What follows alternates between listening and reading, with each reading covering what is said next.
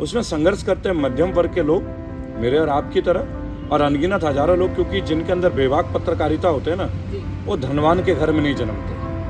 बेबाकी होने के लिए, वीरता होने के लिए आपको संघर्षशील जीवन से गुजरना भी पड़ता है। आप एक मध्यम वर्ग परिवार से आती लिस्ट जो है वो बहुत ही पुराने हैं और उन्होंने काफी ख्याति भी बटोरी है। आइए सर से पहले जानते हैं। सर, तो आपका पहले तो स्वागत है। प्रणाम जी, रेवल से ये बताइएगा कि आपने कैसे कैसे संघर्ष किए हैं अब तक। देखिए, जर्नलिज्म में सभी संघर्ष करते हैं, मेरे से पहले भी, मेरे साथ के भी, और आप लोग भी, और आपके आने वाली जनरेशन भी। क्योंकि जर्नलिज्म में कोई गवर्नमेंट सेक्टर की सर्विस नहीं मिलती हमें, कोई फिक्स सैलरी नहीं होती, पहला। दूसरी बात है, लाखों के तादाद पे बच्चे पत्रकार बन के निकल रहे हैं, लेकिन वैकेंसीज होती नहीं है। तो सबसे बड़ा असली संघर्ष तो ये है कि अपने आप को किसी मंच में देखना। और दूसरे जितने भी भारत में सैटेलाइट चैनल हैं, आप एबीपी न्यूज़ की बात करें, जी न्यूज़ की बात करें, न्यूज़ 100 की बात करें, इंडिया न्यूज़ की बात करें, CNN की बात करें, आप देखेंगे इनमें पुराने चेहरे हैं। अरे जो पुराने चेहरे हैं ये भी माफिया से कम नहीं है, ये नए को आने नहीं देते। इन्हें लगता है इनका रस चुकी है। बिल्कुल राजनीति की तरह बात है कि एमएलए का बेटा ही एमएलए बनेगा। इनके विरासत का है, विरासत है, लेगेसी करते हैं वो, और ये विरासत उन्हें मिलती नहीं है। ये विरासत वो आगे तक पैदा करते हैं अपने आने जनरेशन के लिए।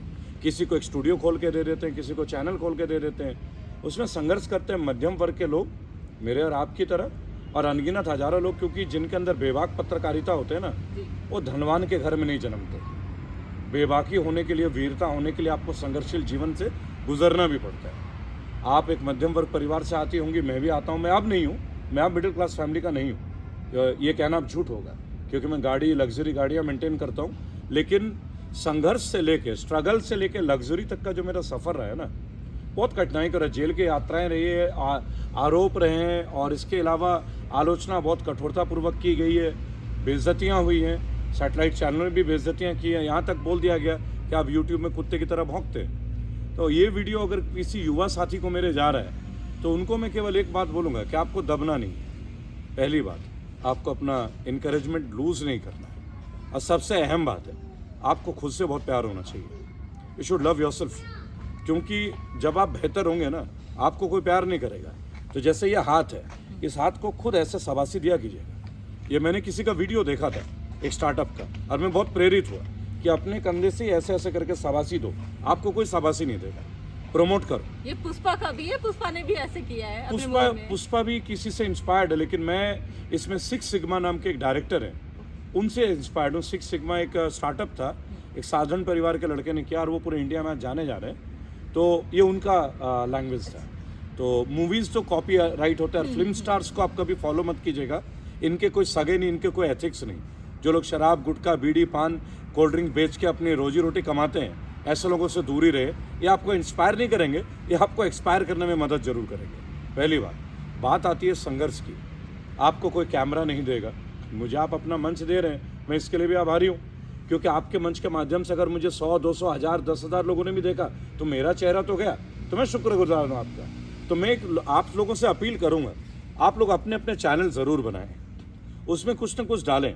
हमारे टाइम पे मोबाइल टेक्नोलॉजी इस लेवल की नहीं थी, आपके टाइम पे है। इसका सदुपयोग करें। इसका पर्पज़ अपने परिवार को पालने के लिए भी आप कर सकते हैं, अपने विचार को पहुंचाने के लिए भी। और अगर आपने कुछ ऐसा किया जो सत्य से संबंधित हो, आपके क्षेत्र से संबंधित हो, तो बहुत जल्दी आपको ख्याति भी मिलेगी। मुझे भी फेसबुक और यूट्यूब ने ख्याति दी। हालांकि हमारा काम फेसबुक का नहीं है, हमारा काम खोजी पत्रकारिता का है। मुझे इन्वेस्टिगेटिव जर्नलिज्म पसंद था, उसमें रोड़े हैं, मर्डर्स के भी थ्रेट आते हैं, मारपीट भी होती है, सर भी फूटते हैं, ब्लडशेड होता है, पुलिस भी अरेस्ट करती है। आप वीडियोस देखिएगा, रात को भी पुलिस आती है, ले जाती है। ऐसे कई वीडियोस हैं इंटरनेट पे, मेरे भी, मेरे साथियों के भी हैं, जिन्हें मैं नहीं जानता। ऐसे भी कई भाई हैं जिन्हें आए दिन उठाया जाता है। तो संघर्षशील जीवन है, लग्जरी में टाइम लगेगा। ऐसा नहीं कि इसमें पैसा नहीं है, ये कहना झूठ होगा। जब आप एक ब्रांड बनते हैं, लोग आपको पैसे भी देते हैं, लेकिन ब्रांड बनना कैसे है, उसके ऊपर ही तो वर्क है। संघर्ष उसके लिए कीजिए। और अड़चन आना क्या बहुत जरूरी है अगर लाइफ में आपको धोखा ना मिले। लेकिन कहते हैं लोग कि जब तक धोखा नहीं मिलता इंसान आगे नहीं बढ़ पाता। क्या ये एकदम? देखिए, मैं जमशेदपुर टाटा नगर से आता हूँ। इम्तियाज़ अली एक बहुत बड़े डायरेक्टर हैं, उन्होंने रॉकस्टार नाम की एक मूवी बनाई, लव आजकल बनाई। रॉकस्टार मूवी एक संगीतकार की थी, मैं भी संगीतकार ही बनना चाहता हूँ। रॉकस्टार मूवी में आप देखेंगे रणवीर कपूर गाना बनाते हैं, then he gets attracted by a girl, and finally उनका दिल टूटता है। और जब उन्हें चोट पहुंचती है तो कलात्मक भावना से चीज़ों को लाते हैं। सवाल फिल्मी नहीं है, रियलिस्टिकली है। मुंशी प्रेमचंद, आप उनकी कहानियों को देखें, आप हरिवंश राय बच्चन को देखें। जब उनकी पहली पत्नी का देहांत होता है तो उसके बाद वो लिखते हैं कि मेरे जीवन में 2 ही वक्त गुजरे हैं मुझ पर कठिन, एक तेरे आने से पहले, एक तेरे जाने के बाद। यानी कहीं ना कहीं आपको कष्ट मिलना चाहिए, चाहे पारिवारिक जीवन हो, चाहे निजी जीवन हो, चाहे कार्मिक जीवन हो, चाहे पेशेवर यानी कि प्रोफेशनल लाइफ हो। तो आपको लोग निरंतर नीचे भी गिराएंगे, आपके ऊपर उंगली भी उठाई जाएगी, आपके कपड़ों के ऊपर, आपके चेहरे के ऊपर, आपके बाल के ऊपर, आपके आकृति के ऊपर। इसमें झुकना नहीं है, इसमें डरना नहीं है, इसमें रुकना भी नहीं है, इसमें और जूझना है और खुद को बड़ा बनाना है। एक सीधी सी बात है, when the going gets tough the tough gets going. आपके साथ जितनी मुश्किल और विपरीत परिस्थिति आई, आपको रचना है। नदी के धार के विरुद्ध चलिए, हमेशा ख्याति और नाम वही प्राप्त करते हैं जो धार के विरुद्ध चलते हैं। क्योंकि हमारे इंडिया में तो लोग सबसे पहले फेस देखते हैं, गोरा होना चाहिए चेहरा, लड़की गोरी होनी चाहिए, लंबी होनी चाहिए, बहुत मीठा सुरीला बोलती हो, मतलब ऐसे। पर आपको क्या लगता है कि ये सब चीज़ें बहुत ज़रूरी हैं? मेंटल स्टिग्मा सबका अलग लेवल होता है। अगर रंग का किसी का चॉइस है, मैं टिप्पणी इसलिए नहीं करूँगा, सबका अपना अपना एक चॉइस है। मैं ब्लैक पसंद करता हूँ, काले कपड़ा पहनना, राइट। और हमारी अपनी मानसिकता नहीं, हमारी अपनी विचारधारा है। लोग ये सोचते हैं गोरा रंग जो है पर्सनालिटी को चमकदार देता है, कुछ लोग योग्यता को गोरा रंग मानते हैं। तो ये डिपेंड करता है व्यक्ति के ऊपर। Everything depends on individuality. Her individual अलग है, जिस तरह 5 उंगली बराबर नहीं होती। लेकिन कहीं ना कहीं एक पिछड़ा सोच है कि आप क्रीम लगा के गोरे होइए तो आपकी पर्सनैलिटी अच्छी होगी, आप अच्छे कपड़े पहनिए, आप प्यूमा के जूते पहनिए तो आप स्पेशल दिखेंगे। यार जूते का काम पैर का है, व्यक्तित्व का काम जूते का नहीं है। आपकी जो व्यक्तित्व है वही आपकी पर्सनालिटी है, वही आपका कैरेक्टर भी होना चाहिए।